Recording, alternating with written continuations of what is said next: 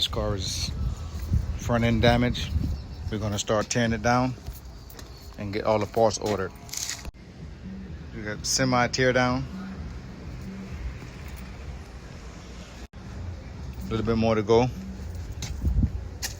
This weather's not cooperating, so we're done for the day.